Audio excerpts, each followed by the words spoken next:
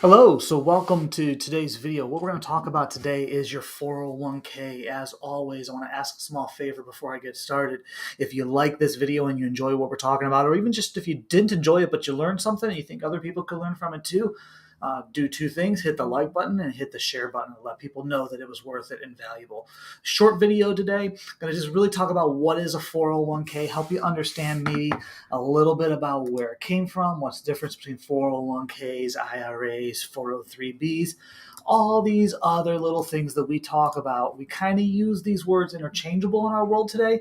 So we'll help you understand maybe which one you've got, but also help you understand what the differences are and if those differences even mean anything. So as we start, the first question is, what's a 401k? Well, 401k simply refers to the IRS tax code. It's saying Section 401 of the tax code, line K, allows for the creation of a tax deferred, and we'll go over tax deferred in just a moment, retirement account that an employer can set up for its employees.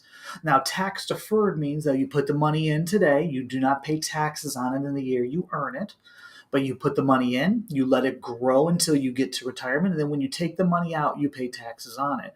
So we'll talk about what the taxes are and how those situations can affect you later on in this series. But right now, just the only thing you really need to know is that what a 401k is it refers to the U.S. tax code, allowing you to take money, put it away tax-free today, so you're not paying taxes on it, and take it out later and pay taxes on it at that time. So, for example, if you earn $50,000 and you put $5,000 away, you'll only pay taxes on $45,000 of those dollars. The other $5,000, the tax will be charged on at a later time.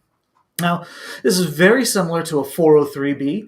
The difference between a 401k and a 403b is your employer. A 401k is for-profit employers, and a 403b are for nonprofit employers. So if you work for a school district, or if you work for a nonprofit charity or a church or a ministry, any of those types of things, you may have a 403b instead of a 401k. And it just refers to a different line item. They're often called tax sheltered annuities or TSAs.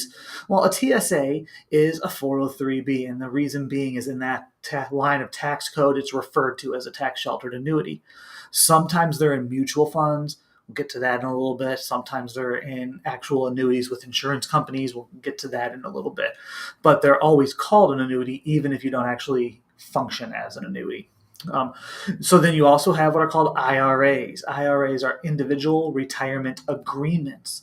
So an IRA is like a 401k, but it's an individual retirement account. So you go to TD Ameritrade, you call me up, we set it up for you, we open up this IRA. You can put the money in, lower your income this year, and you can pay the taxes in the future instead of today.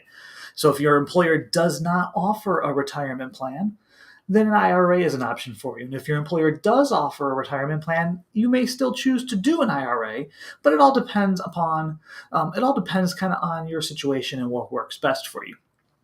So that's just an IRA. Now it gets a little more confusing because now we have what are called simple IRAs.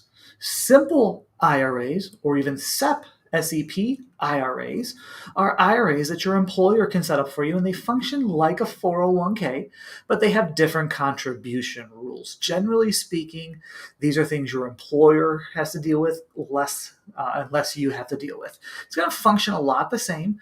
Now, a 401k and a 403b are going to usually have limited investment options. A simple IRA or a SEP IRA are going to have a lot of investment options. You're going to have a lot of control usually over what you actually own in those accounts. You own the accounts, so you actually have the ability to move the accounts sometimes, depending on how your employer structured them. So there's a little bit of added flexibility for you as an employee in those simple and SEP IRAs. But there's also a little bit of advantage for your employers if you're a small company to have those. Now, if you're a larger company, they're going to have a 401k because they are the best options in almost every case. They give the most benefits to the employees and the employers, but they're a little more costly to operate. So larger companies will usually go to the 401k. Smaller companies, 50 or less people, is generally who might look to simple or SEP IRAs, but they can also look to 401ks because 401ks are becoming a lot cheaper. All right, now you've got another option. You have what's called a Roth IRA. A Roth IRA, a Roth 401k, Roth 403bs are all available. Simple and SEPs are not available as a Roth. So a Roth 401k or a Roth 403b or a Roth IRA functions a little bit different in the tax code, but gives you a lot of great tax benefits. Because with a traditional, what you do is you get the tax write-off today, so you lower your income for tax purposes and you pay it in the future. The Roth IRA, you don't. You pay the taxes today, you put it into this account, and it now the taxes have already been paid on it. It grows in the future with no taxes ever to be paid on it again. As long as you follow the rules and you take the money out properly, you'll never pay taxes again. So your employer, if they offer a plan, is going to offer one of those plans. And it could be any of those. At the end of the day, what you need to know is whether it's a simple IRA or a SEP IRA or a 401k or a 403b, the most important thing for you to know is that it's the easiest and most effective way for you to save. Because it comes right out of your paycheck and it never hits your bank account. You don't have to turn around and write a check to me. You don't have to set up an account with automatic withdrawals from your bank or anything like that. So if you have those plans and you've sat down with an advisor and looked them over, they're probably going to be the best place to go.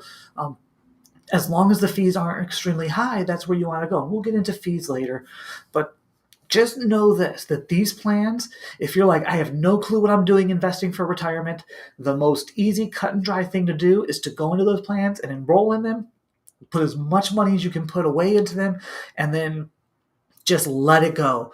Don't move it, don't touch it, just let it go. If you go through this whole series, you learn a little bit more about your plans, then you can do something more. Hopefully you'll all go through the series and learn more. But that's the difference between 401ks, 403bs, IRAs, Roths, all these different terms we kind of use interchangeably. That's really the difference about them, is they do a lot of the same things, just have different names. And no matter which one you have, you need to be contributing, and you need to be contributing actively, and you need to do this for yourself, because there's nobody else that's going to hold you accountable, and there's nobody else that's going to benefit except for you. So you need to make sure that today, whatever you're contributing to your retirement plan, whether it's 0 or whether it's 10%, you up it a little bit. Give yourself an extra 1 or 2% of each paycheck into your retirement plan. It's not a mistake. It's a decision you will never regret. And if you've got questions or you need more help, let me know. Keep looking out, because the next video is going to drop in the next day or two, where we'll talk about the next thing you need to know about your 401k. We're going to talk specifically about the traditional versus Roth and how to think through that problem. Have a great